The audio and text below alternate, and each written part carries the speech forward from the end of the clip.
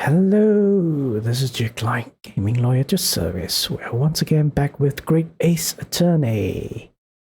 Alright, this trial is getting too long, really. I was hoping it would end some way or some another, but even then, after that, I was hoping there's at least some sort of development in the story, in the case, but we have been trying to break through this case of one evidence after another. It seems that all of them have been shot down by some convenient convenient fact that counters our evidence, our deductions, all that stuff. In any case, enough of blah blah blah blah. We'll continue this game.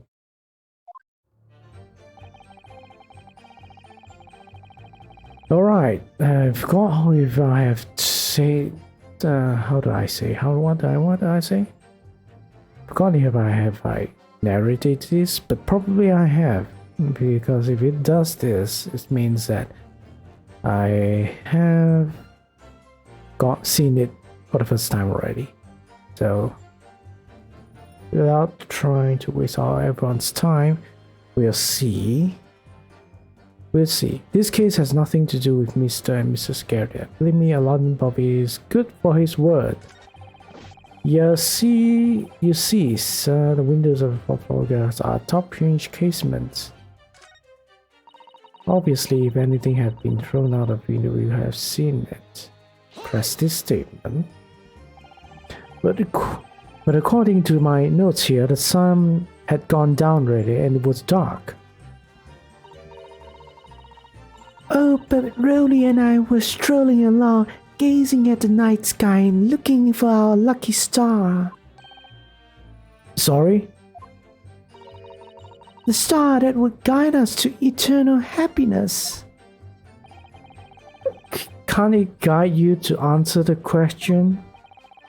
If a flaming book had cut across the sky in front of us, it would have lit up like a shooting star. And if I'd seen a shooting star, I would have made a wish upon it. Let Rolly be an inspector, I would have said 3 times at least. Of course, what with the smoke and everything, we couldn't actually see any stars. Oh my god, how do I do his voice again? In short, are you trying to say that neither a book nor a knife crossed the sky before you? Yes, sir. That is correct, sir. As sure as the night sky in London is starless, sir. It certainly seems like they are telling the truth. And then we saw the poor woman fall to the ground, so we ran straight over to help her.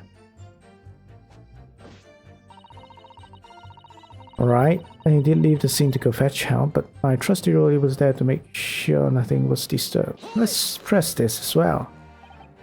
Yes, you say that you went to a nearby police box to fetch another officer, is that right? That's right, yes. If it had been on Rolly's beat, I would have known exactly where I was going, of course. Don't feel bad, my love. You can't be expected to know the location of every police box on every beat. So Rolly told me the way, only I sort of got a little lost on the way. Patricia, my darling, that's why I love you. The terrible sense of direction is bewitching to me. Oh, Pat. Oh, Rolly. Oh, please. Yeah, I have the same reaction. So, I suppose I was gone for about 15 minutes. But like I said, my Rolly was at the scene the whole time, making sure nothing was disturbed. I was off duty at the time, of course, but a true Bobby is never really off duty, sir. Alright. Press. But you're always sleepy though. Nothing to report. That's correct, sir. I had my eyes wide open the entire time. Never looked away for a second. No one else approached the scene and nothing was removed from it. I can swear to that on my yard's honor, sir. Really? That seems a little strange. Beg your pardon, sir. Strange, sir? Seems altogether regular to me. This burned copy of Lion's Pride was originally in the Gary Depp's household. So the question remains, how did it find its way into the hands of the victim? Can you shed any light on that, seeing as you were at the scene of the crime the entire time? Aha! Could it be a different copy, sir? Might it just happen to be burnt as well? Even if that were possible, why would the victim have been gripping a book like that in her hand? As we can see from this photographic print, she had a bag over her shoulder. Well, sir, that book was in the lady's hand from the moment we arrived at the scene.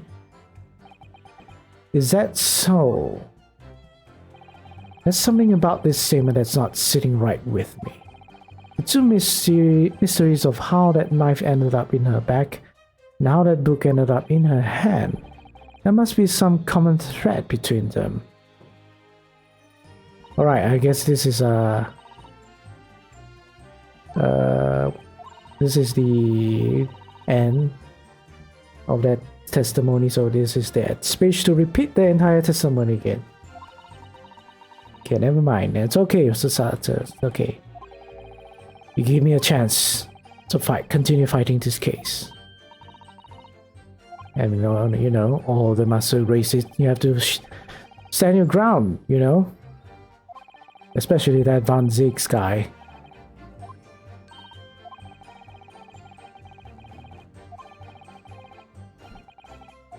Yes, Mrs. Garrideb is hiding something, definitely. But I do hope there is not another accident killing. Because it would be lame. This case has nothing to do with Mrs. Garrideb. Believe me, how would you know though? How can you say that for certain? A very good question, sir. And the answer is this.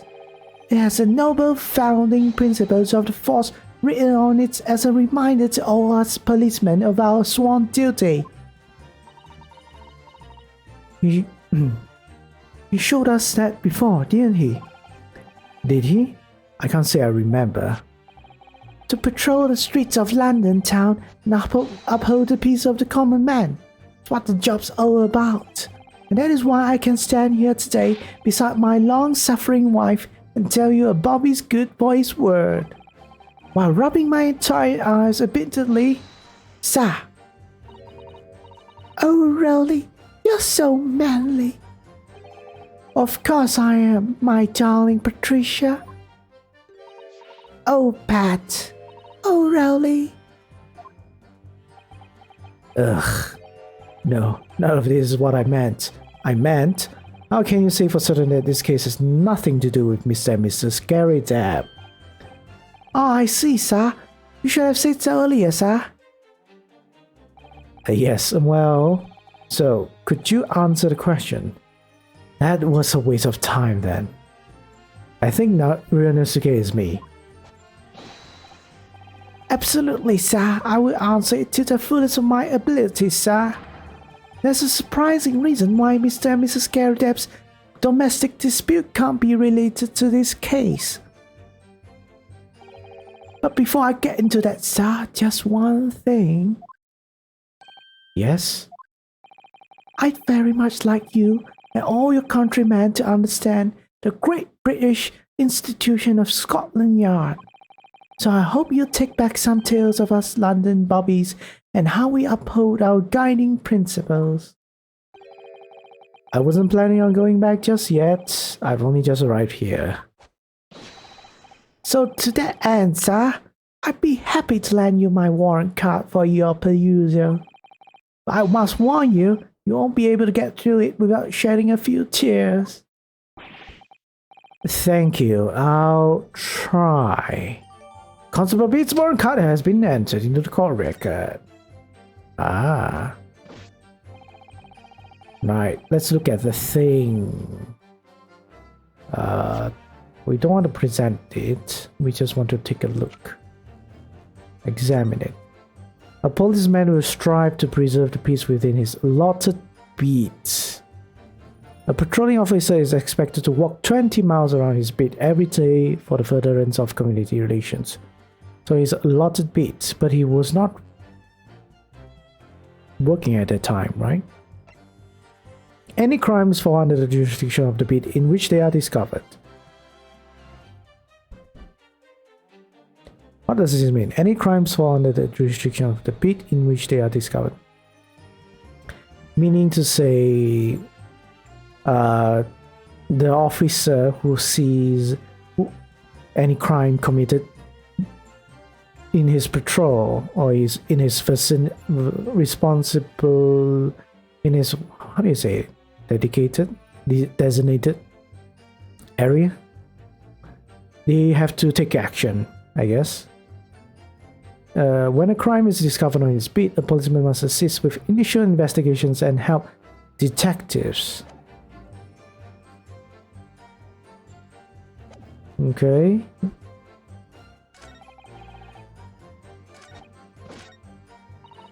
Let's just press everything, just in case.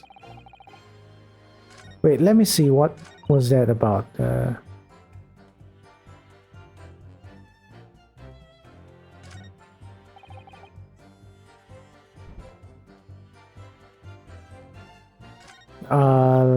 Okay.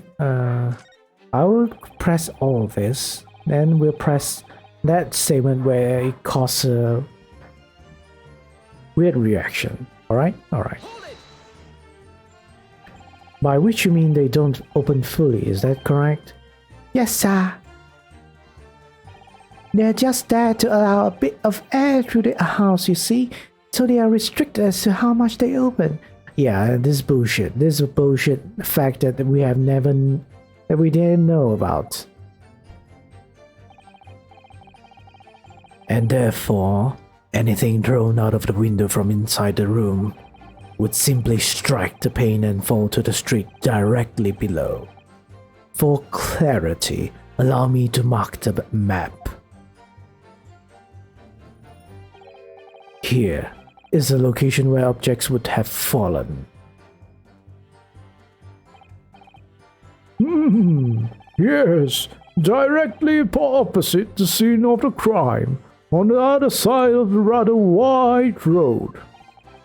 Would it have been so hard for somebody to mention this top hinge casement thing before? Yes, Yonosuke.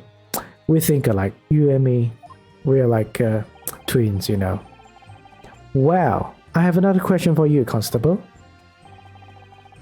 And what would that be, sir? How do you even know? Why would you have any idea what sort of windows that Mr. Mrs. Gary Depp's house is furnished with? Ah, well, sir, it's very simple. You see, I'll help with the investigation. Yesterday... Excuse me? Do you have something to add, Mrs. Beats? Sorry? Well, you look delighted. Is there some particular reason for that? Oh, I was just remembering, that's all. We really were so lucky. Lucky? What do you mean? Well, of course I feel terrible for the poor woman who was attacked. Don't misunderstand me, please. But we were just so lucky it didn't happen on Raleigh's beat. It was so close, you see. Oh, I hadn't realized. What do you mean by that, eh? Oh yes, that street, Briar Road. That's the boundary between Raleigh's beat and the next one. Isn't that right, my love?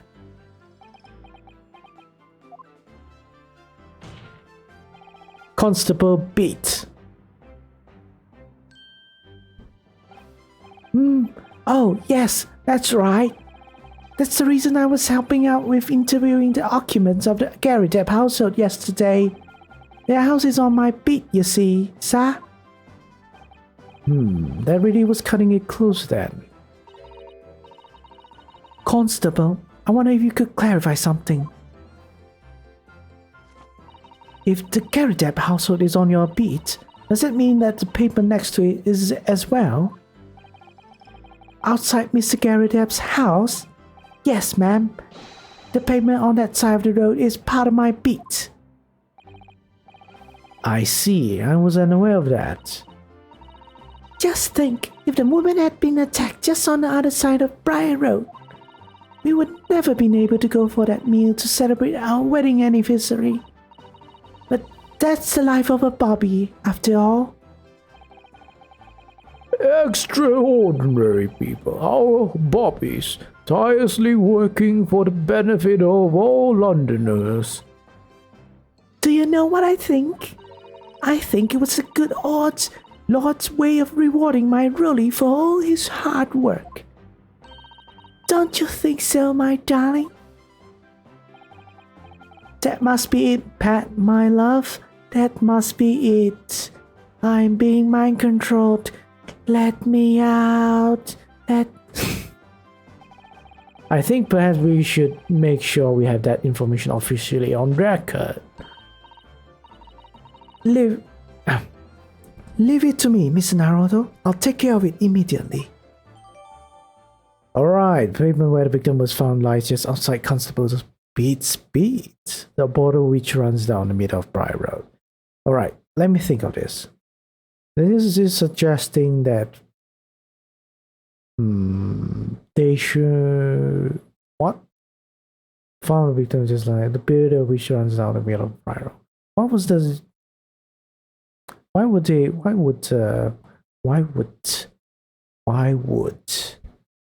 what's his name again? Rolly something. Rolly Beat, I guess. Constable Rolly Beat. Be over on the other side and staying over an investigation, because in his handbook, I think, says they shouldn't be doing any investigations when it is not in his beat. No. We're gonna present. Wait, oh. Can I ask you something? Please, Mr. Lawyer, sir. Oh, yes, of course. What is it? You're doubting us, aren't you? I can tell. What? I wasn't really. I mean, what's you doing? Please, just because I'm a woman doesn't make my testimony as any less valuable. I don't think anyone's insinuating that. Rather, the entire British court has been rather prejudicial against us and our client, you know. They've been very biased. You might just see me as the wife of a policeman, but I'm a woman of my word. I really don't remember ever suggesting I doubted you. No excuses. I don't want to hear it. My voice will be heard. My lord, you'll let me speak, won't you? Yes, Mrs. Beat. I will allow you to supplement your testimony if you do so desire. Sometimes the path of least resistance is the sage one. What? What's the sage one? It was a very loud mutter. I heard that. That Japanese man thinks a policeman's wife's word counts for nothing, does he? Right, well, why with the Japanese that, the Nipponese that, you know, why do you have to say that? Just say that man, right? That man, isn't that hard, right? We don't call you the British Patricia, British policeman, or the British this, that, right? Man. Well, watch out, sir. I might let you get away with something like that, but my Rolly won't.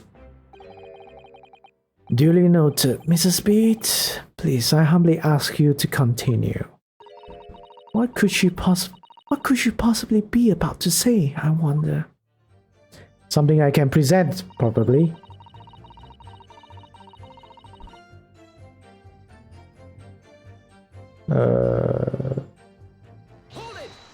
Right, what? Mrs. Beat, nobody is questioning what you told us. I saw it. I did that evening. I saw it clearly. That little Eastern man with the whiskers and a funny curved back slinking away from the scene. Huh. And I know what I didn't see as well. I didn't see any flaming books or knives flying through the sky. Oh, very clear. You also mentioned something about having a poor sense of direction. Oh, yes, well, it's a little embarrassing, really. I'm always ended up at the wrong place when I've made arrangements to meet Rolly. He gets ever so cross. Pursue. So it seems like we have a lot of things to pursue still. Constable Beat, is there a problem?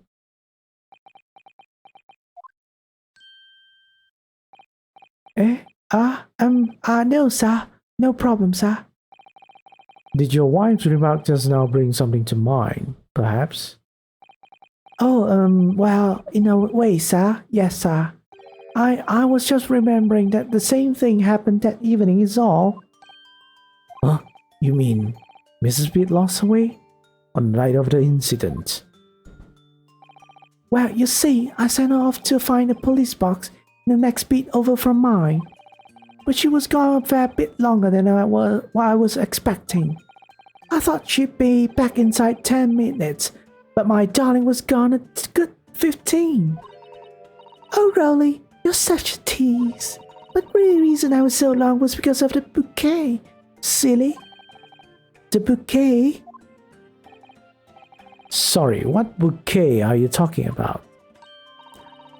Oh, it was a present for our wedding anniversary. Rolly's so romantic. He saved up for it with farthings and halfpennies. What? I've not heard of this before. Farthings and halfpennies? He found it in the gutter while doing his rounds.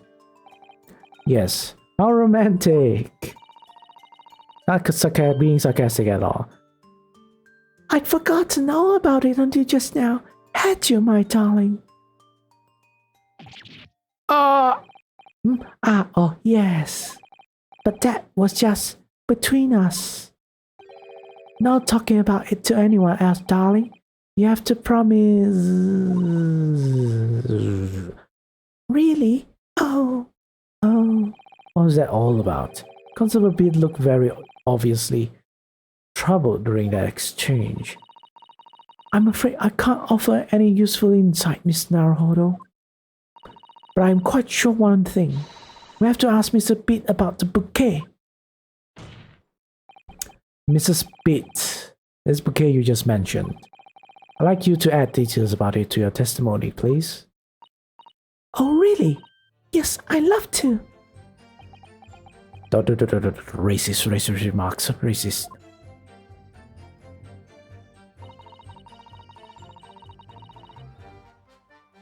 Alright, drop your bouquet and end up losing your way. Do I have to continue pressing all this? You mean you dropped the bouquet at the scene of the crime? Yes, that's right. Oh, I was so upset. When we ran over and saw it was a woman with a knife in her back, I was so shocked. I dropped the bouquet Rolly gave me. It was in a dark spot where the street lights weren't casting any light. I didn't notice it at first. And then you went to the police box to report it to the policeman whose beat it was on. Yes, and I came to the scene together with the other constable, you see. That's when I spotted my bouquet again. But the funny thing was, when I went to pick it up, it was nowhere near the victim's body at all. In case you need reminding, Mrs. Beat, the victim is not deceased. I was all flustered for a moment before I heard a voice calling me from the other side of the road. Your husband, presumably. That's right. Silly me, I gone over to the wrong side of the street. Mind blown.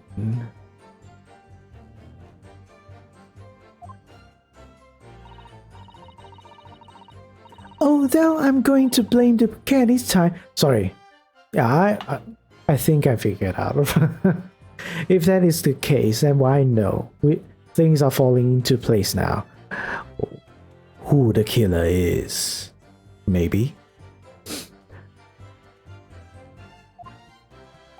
So the bouquet somehow moved from one side of Bright Road to the opposite. Curious indeed. Isn't it? But the worst of it is, I forgot to pick the bouquet up again when we left the scene. That beautiful rose Rolly bought me, but that changed from the cutters he spent so long collecting. Oh no, that would mean ugh. Oh no, okay. By bouquet, do you perhaps mean this solitary rose? Oh, yes, that's it. That's the bouquet Rolly bought me from anniversary with all bits of change he found in the gutter. Maybe just call it a rose.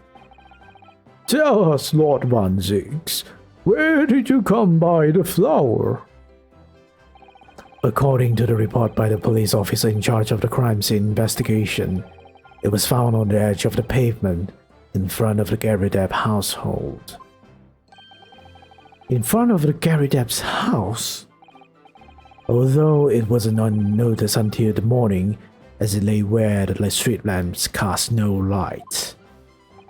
It was believed to be of no relevance to the case, since it was found on the opposite side of the thoroughfare. Oh, thank you, sir, thank you. Could I fare back now, please? Yeah, Patricia, you've made a grave mistake, a very grave mistake. No, I think for good measure, this rose should be added to the court record as evidence. Oh! Right. Present from the shop scene, the staff began causing Pin Speed to drop the rose where she stood. Let me just look at the thing now. Is there anything special about the thing?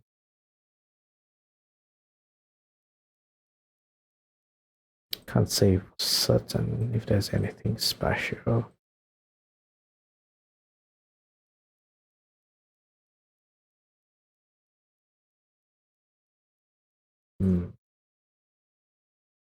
Yep, can't really tell. An English rose? Such a beautiful flower. Ah, this is a rose, is it? I've never seen one before. Wait, Japan doesn't have any rose? Do you not take an interest in flowers, Mr. Naruto? I wouldn't say that exactly, but I do know 3 types at least. Gosh, 3? Yes, plum blossom, peach blossom, and cherry blossom.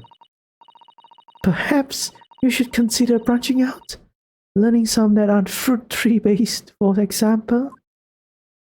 Alright. This is gonna be something new. It's very stylish paper. It's very stylish paper the flowers wrapped in, isn't it? It's just an old newspaper, Miss Naruto. Oh, I suppose it's because I'm not used to seeing English print. It looks so exotic to me. Ah, I see. Is something wrong? Oh, no. I was just thinking that if you wrap a stone-baked sweet potato in English newspaper, it might look like some sort of fancy cake. Ah, Susato-san, you do love your cakes. Alright. I think that's about it. Yep, same thing. Other than that, anything about petal, rose petal? Something's over here. But no, it doesn't seem to be saying anything different. I guess this is how they through the rows. Unless you're telling me somehow this is used to stab.